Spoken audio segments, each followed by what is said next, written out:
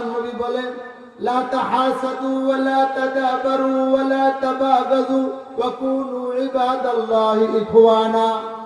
আরেক হাদিসে আল্লাহর নবী বলে ইয়াকা ওয়াল হাসাদ ফাইনাল হাসাদা তাকুলুল আজরা কামা তাকুলুন নারুল হাতাব আও কামা ক্বালা আলাইহিস সালাতু ওয়াস সালাম।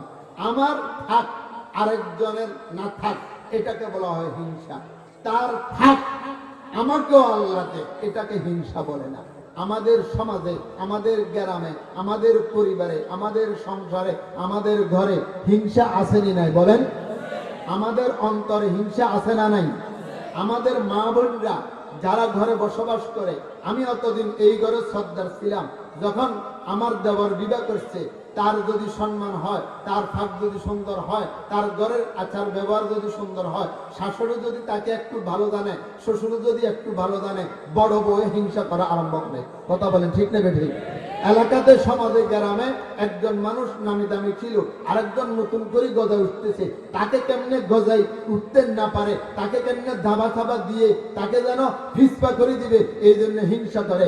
মাদ্রাসার 5 জন শিক্ষক, অতদিন পর্যন্ত আমরা সুন্দরভাবে ছিলাম, হঠাৎ করে নতুন করে আরেকজন শিক্ষক আসি, ছেলেদেরকে ভালো ভালো পড়াইতে আছে আর গার্জিয়ানদের সাথে ভালো ব্যবহার করতেছে, তাকে মানুষে মাঝে মাঝে হাদিয়া দেয় এবং তার মোবাইল নম্বর নিয়ে তাকে কথা বলে। আগের পুরাতন শিক্ষকেরা একজোট হয়ে গেছে, তার একটা বদনামি করি, তাকে এখান থেকে ভাগাই দিতে হবে। কথা বলেন না? আছে না নাই?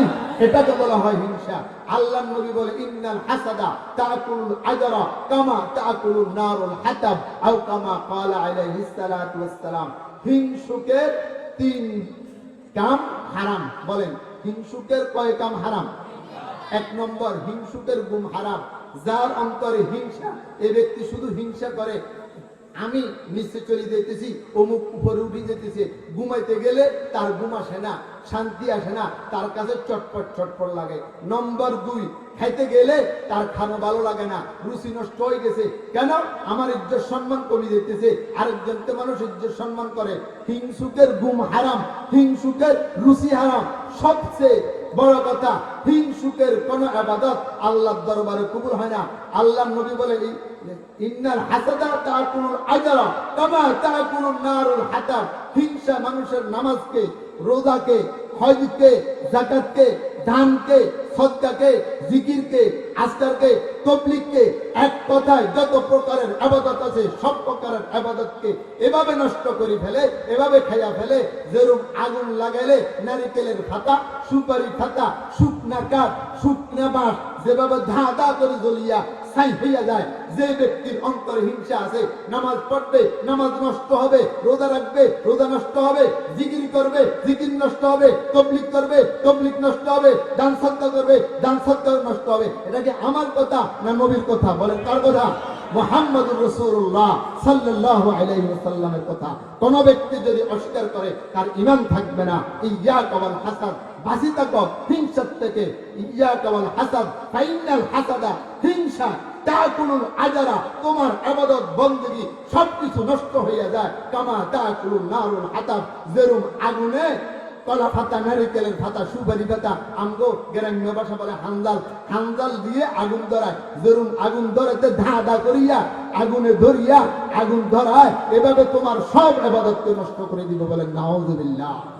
নবী কি হুব্বে সে হুব্বে খুদা है, नबी की हुब्बे से हुब्बे खुदा है, नबी से कब खुदा जुदा है, कुलिन कुंतुम तुहिब्बुन अल्लाह गवाह है। নবী বলে আমার সাথে যদি জান্নাতে যেতে হয়, আনাসকে বলে হিংসা মুক্ত ইবাদত করো, হিংসা মুক্ত জিকির করো, হিংসা মুক্ত জীবন গঠন করো, তুমি আমার সাথে জান্নাতে যাবে। সে কার কার মনে থাকে নবীর সাথে জান্নাতে যেতে? হাত তুলে দেখান তো। নবীর সাথে জান্নাতে যেতে হলে হিংসা কি অন্তরে রাখা যাবে? হিংসাকে অন্তর থেকে বাইরে করতে হবে। আমার ঘরে মেহমান আসছে, আরে কথা বলে না, কি আসছে? মেহমান আসতে কিছু হাদিয়া নিয়ে আসছে। এখন আমার ভাইয়েরা জানে আমার ঘরে মেহমান আসছে, এখন তাদের ঘরে কিছু হাদিয়া দিতে হবে। ওই পুরাতন কমলা আমার ঘরে আছে, ওই পুরাতন আপেল আছে, ফ্রিজে আছে, কিছু নষ্ট হয়ে যার বাসি, ওইগুলা দে, নতুন গুলা আমগো মাবনীরা দেয় না। আর কথা কয় না। দিলেও তার অনেক কষ্ট, এ কোন রকম ফ্রিজের হুড়ে হুড়ে দেয়। আর যদি আমি বলি আরেকটা দাও না, আরো দুটা দাও না, তো কালকে তারগো জামাইয়া আছে, তারগো বিয়ে আছে, আমগরে কিয়ে দিছে আমরা দেখছি, আপনি অত ভাড়াবাড়ি করেন না, তাহলে আপনি দেন কই, আপনার আয়োজন দেখতে মানো। আরে কথা কনা ঠিক না বেরিয়ে, প্রত্যেক ঘরে এই বিপদে সবাই আক্রান্ত, কথা কনা ঠিক না বেরিয়ে। ও পর্দার আড়ালের মা বোনেরা, এটা হচ্ছে হিংসা, নষ্ট করে ফেলবে তারপরেও আরেকজনকে দিবি না। এটা কি মা বোনদের ভিতরে আছে না নাই? রাজনৈতিক নেতারা যারা আওয়ামী লীগ বলেন, বিএনপি বলেন, আন্দোলন বলেন, যে কোনো দল বলেন, আমার থেকে আরেকজন যদি উপরে উঠে যায় আমার কাছে হিংসা লাগেনি না লাগে না? যারা ওয়াজের ময়দানে ওয়াজ করতেছে, আমার থেকে আরেকজনের ওয়াজ যদি সুন্দর হয়, তার যদি বাহবা দেয়, তাহলে আমার কাছে হিংসা লাগে কি লাগে না? সবার জন্য হিংসা, এটা শুধু আপনাদের জন্য নয়, উম্মতে মুহাম্মাদিয়া সবার জন্য। আল্লাহর নবী বলে, লা তাহাসাদু, হিংসা করিও না, ওয়ালা তাদাবারু, একে অপরের পিছে গীবত করিও না, ওয়ালা তাহাসাদু ওয়ালা তাদাবারু ওয়া কুনু ইবাদাল্লাহি ইখওয়ানা, আপসের মধ্যে মিল মোহাব্বত ভাতৃত্ব রাখো, তোমার জন্য জান্নাতের 8টি দরজা খোলা থাকবে। বলেন সুবহানাল্লাহ। হিংসা আমাদের আছে না নাই? এখন হিংসা দূর করা লাগবে কি লাগবে না? হিংসা দূর করার তরিকা হচ্ছে 3টা। কথা বলেন কয়টা? কিতাবের মধ্যে লেখে, যাকে হিংসা লাগে বেশি বেশি সালাম দাও। বলেন না, বলেন না, কি দাও? যাকে তোমাকে দেখতে ভালো লাগে না, যাকে হিংসা লাগে, তাকে কি দাও? লম্বা চোড়া আলোচনার সময় নাই, দলিল দেওয়ার সময় নাই, শুধু মূল কথা, তাকে বেশি বেশি সালাম দাও। 1 নম্বর, আস্তে আস্তে হিংসা চলে যাবে। নম্বর 2, যাকে তোমার হিংসা লাগে তাকে হাদিয়া দাও। মাঝে মাঝে দাওয়াত করি ভাত খাবো, মাঝে মাঝে হোটেলে দাওয়াত দিয়ে 2-4 বেলা নাস্তা করো, মাঝে মাঝে একটা আতর হাদিয়া দাও, মনে যা চায় কিছু হাদিয়া দাও। হাদিয়ার দ্বারা হিংসা অন্তর থেকে উঠিয়া যায়, হাদিয়ার দ্বারা মিল মোহাব্বত এবং ব্যক্তিত্ব স্থাপন হয়। এটা আমার কথা না, তাহাব্বু মুহাম্মদুর রাসূলুল্লাহ সাল্লাল্লাহু আলাইহি ওয়াসাল্লামের কথা। নম্বর 3, সালাম দিছ, হিংসা যায় না, ওর কথা কয় না, কর না। সালাম দিছ, হিংসা যায় না। হাদিয়া দিছ, হিংসা যায় না। একজন আল্লাহ ওয়ালার কাছে, একজন হক্কানি পীরের কাছে যাইয়া, হ্যাঁ, আজকে একটা নতুন কথা মনে রাখেন, যে শারীরিক যত রোগ আছে, এই রোগের জন্য ডাক্তারের কাছে যাওয়া সুন্নত। ডায়াবেটিস, মহামারী, করোনা, ডায়রিয়া ইত্যাদি এগুলার রোগ, ডাক্তারের কাছে যাওয়া সুন্নত। অন্তরের ভিতরে 10টা রোগ আছে, কিবির, ওজব, হাসাদ, রিয়া, বদনি, বদগুমানি, এগুলা অন্তর রোগ। নিষ্কৃতি পড়াশোনা করা, মানুষকে দেখাবার জন্য কাম করা, হিংসা, গীবত, অন্তর রোগ। অন্তর রোগের জন্য একজন আল্লাহ ওয়ালার কাছে, একজন হক্কানি পীরের কাছে যাওয়া ফরজে আইন। হক্কানি পীর বাংলার জমিনে আছে না নাই? আরে বন্ড পীরেরও ফুরি গেছে, তবে হক্কানি পীরেরও অভাব নাই, কথা কয় না। হক্কানি পীরেরও অভাব নাই, তবে চিনেন না, বাংলাদেশে হক্কানি পীরের অভাব নাই। যেরকম এখন চরমুনায় চলতেছে একটা জংশন, চরমুনাই হক্কানি পীর, হাটাদারে হক্কানি পীর, উজানি হক্কানি পীর, কিছুক্ষণ আগে বাস করে গেছে হক্কানি পীর, বসুন্ধরা হক্কানি পীর, যাত্রাবাড়ি হক্কানি পীর, ওলামাদার হক্কানি পীর, রশিদিয়ারা হক্কানি পীর, এরা হক্কানি পীর। তবে এদের দরবারে ঢাকঢোল নাই, কথা কয় না। ঢাকঢোল দিয়ে করা এটা হক্কানি পীরের আলামত নয়। একজন ব্যক্তি যদি হক্কানি পীরের কাছে যায়, তার জীবন পরিবর্তন হয়ে যায়, কথা বলা ঠিক নেই। আজিজুল হাসান মজজুব আর জিগর মুরাদাবাদী, আজিজুল হাসান মজজুব আর জিগর মুরাদাবাদী হিন্দুস্তানের 2 জন সরকারি ডিগ্রি প্রাপ্ত, সনদপ্রাপ্ত ব্যক্তি। জিগর মুরাদাবাদী হিন্দুস্তানের কবি, এখন থেকে 100 বছর আগের কাহিনী। আর আজিজুল হাসান মজজুব হিন্দুস্তানের আলিগড় বিশ্ববিদ্যালয়ের ভাইস চ্যান্সেলর। দুজন একসাথে পড়ালেখা করেছে। অত বেশি নষ্ট ছিল, লম্বা ছড়া কথা, অত বেশি নষ্ট ছিল, নাইট ক্লাবে সময় কাটাইতো। এমন কোন রাত্র ছিল না, ইতিহাসের মধ্যে লেখে কয়েকজন মহিলাকে দর্শন করে নাই। এমন কোন রাত্র ছিল না যেই রাত্রে মদ পান করে নাই। এমন কোন রাত্র ছিল না যেই রাত্রে ডাকাতি করে নাই। এমন কোন রাত্র ছিল না যেখানে রাহাজানি করে নাই। আজিজুল হাসান মজজুব আর জিগর মুরাদাবাদী, একজন হলো সরকারি কবি, আরেকজন হলো আলিগড় বিশ্ববিদ্যালয়ের ভাইস চ্যান্সেলর। একদিন আলিগড় বিশ্ববিদ্যালয়ে একটা সরকারি অনুষ্ঠান চলতেছে, হঠাৎ জোহরের নামাজের আযান হলো। জোহরের নামাজের আযান হওয়ার পরে আজিজুল হাসান মজজুব এলান করে দিল, এখন মুলতবি, এখন আর সবাই চলবে না, এখন আর অনুষ্ঠান চলবে না, নামাজের বিরতি, নামাজের বিরতির পরে আবার অনুষ্ঠান চলবে। ওই অনুষ্ঠানে ছিল জিগর মুরাদাবাদী, সাথে সাথে আজিজুল হাসান মজজুবের হাত ধরে ফেললো, হাত ধরে বলতেছে, তোম আজিজ হো, তুমি কি ওই আজিজ যে আজিজের সাথে আমি নাইট ক্লাবের অনেক মহিলাকে ধর্ষণ করেছি, ইজ্জত হরণ করেছি, একসাথে মদ খেতাম, তুমি কি সেই আজিজ? বলে হ্যাঁ, মাই ওহি আজিজ হুঁ, আমি সেই আজিজ। তখন জিগর মুরাদাবাদী বলে, তোমার মাথায় টুপি, তোমার মাথায় ফাড্ডি, তোমার মুখে দাড়ি, তোমার গায়ের ভিতরে আজকে পাঞ্জাবি, কেন? তোমার ভিতরে পরিবর্তনটা কখন থেকে আসলো? কে পরিবর্তন করলো? তখন ওই আজিজুল হাসান মজজুব বলে, আমার ভিতরে এই পরিবর্তন করার পিছনে এক আল্লাহওয়ালা শুধু নজর, নামাজों से ना किताबों से नजर से पैदा, नमाजों से ना किताबों से नजर से पैदा, इंसान तैयार होते हैं अहलुल्लाह की नजर से पैदा।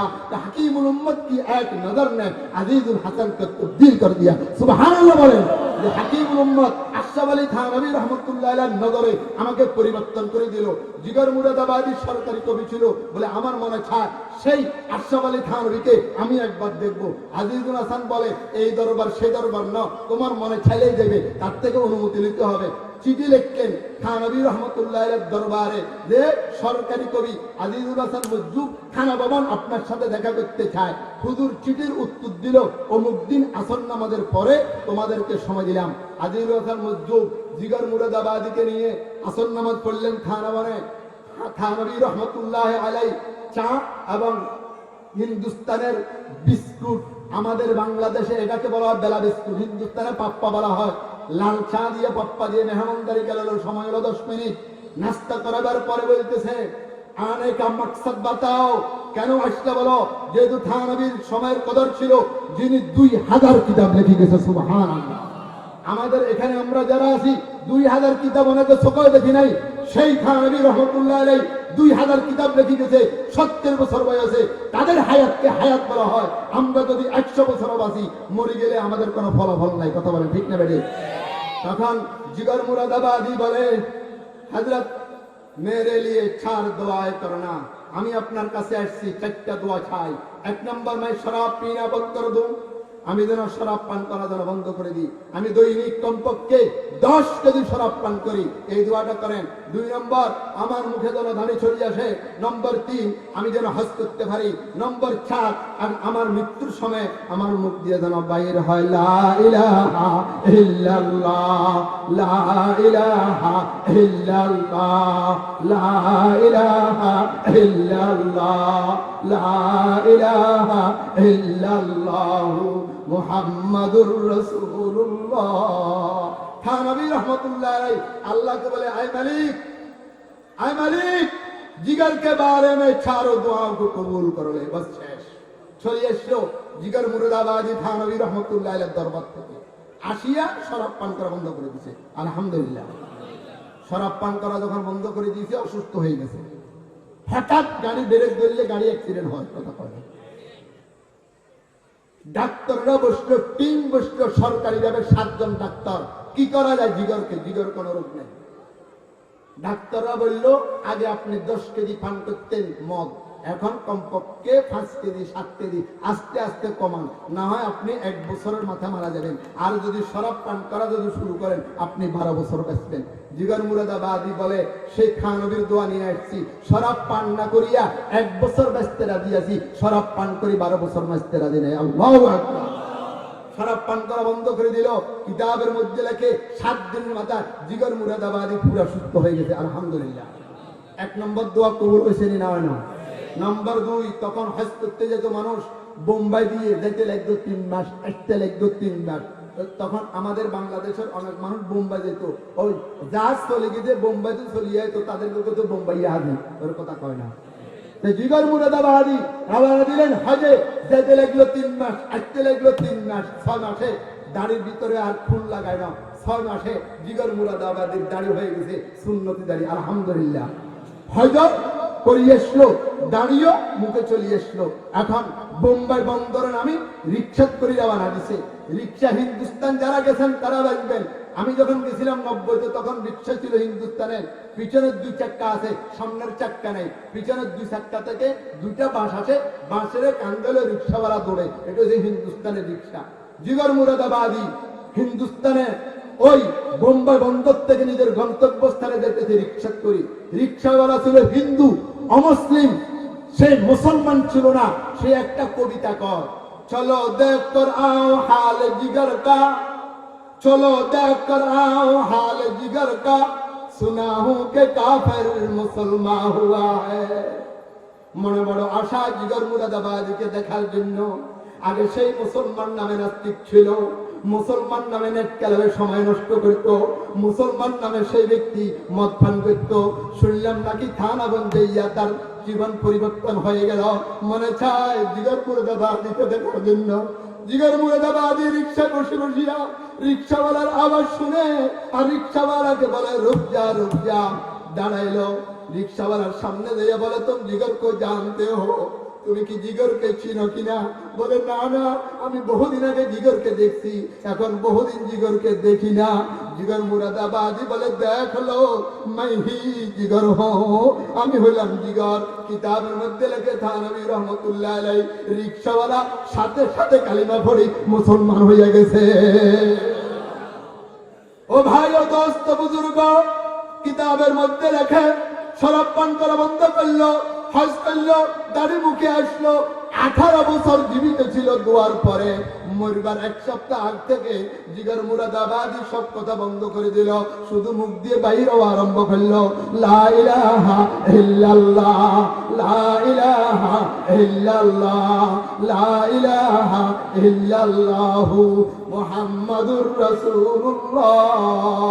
আমি বলতে চাইছিলাম, যার অন্তরে হিংসা আছে সালাম দিছেন, হিংসা যায় না। হাদিয়া দিছেন, হিংসা যায় না। একজন আল্লাহওয়ালাকে দেইয়া, একজন হক্কানি পীরের কাছে দেইয়া, একজন বুজুর্গকে দেইয়া বলেন, হুজুর আমি নামাজ পড়ি, আমি তাবলীগ করি, আমি বড় মসজিদের সভাপতি, মসজিদের সেক্রেটারি, আমি মাদ্রাসার মুহতামিম, আমি মসজিদের খতিব, আমি মাদ্রাসার বড় হুজুর, তবে আমার অন্তরে হিংসা।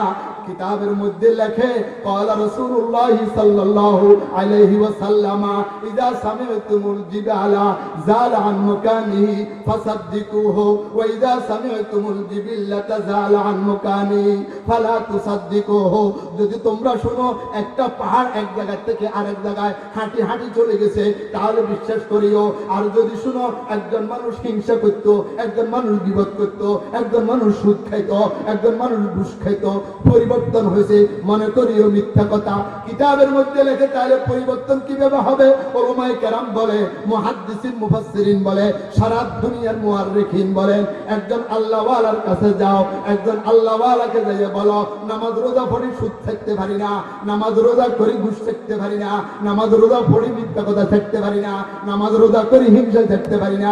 একজন আল্লাহওয়ালার সোহবতে গেলে তোমাকে একটা ওষুধ দিবে, ওষুধের কারণে আল্লাহ তোমার অন্তরের রোগগুলো পরিষ্কার করিয়া দিবে। কয় কাম? হিংসা দূর করতে কয় কাম? ওরে কথা কয় না, কয় কাম? নম্বর 1 সালাম দিমু, নম্বর 1 কি দিমু? বেশি বেশি সালাম দিমু। নম্বর 2 তাকে মাঝে মাঝে হাদিয়া দিমু, তাকে দাওয়াত করিয়া ভাত খাওয়ামু।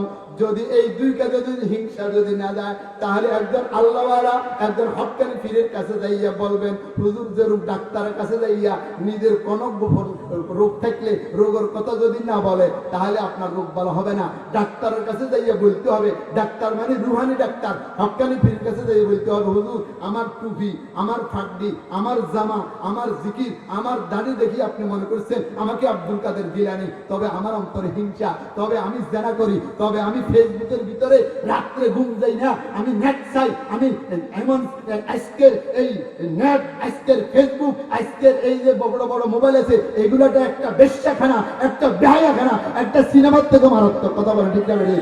আজকে যারা মাদ্রাসায় পড়ায়, হুজুররা বলেন, মসজিদের ইমামরা বলেন, আজকে রাত্রে ঘুম যায় না, বসে বসে কি চায়? নেটের ভিতরে ছায়া ছবি চায়। কথা সত্য না মিথ্যা?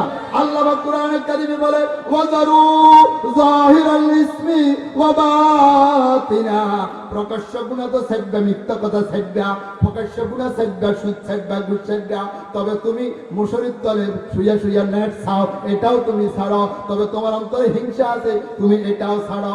যদি ছাড়তে না পারো তোমার ইবাদত বندگی কিছু আল্লাহর দরবারে কবুল হবে না। বলেন নাউযুবিল্লাহ। قال رسول الله صلى الله عليه وسلم اتق محارم الله تكن عبد الناس। একটা প্রশ্ন করুন, সেই প্রশ্নের উত্তর দিতে পারেননি।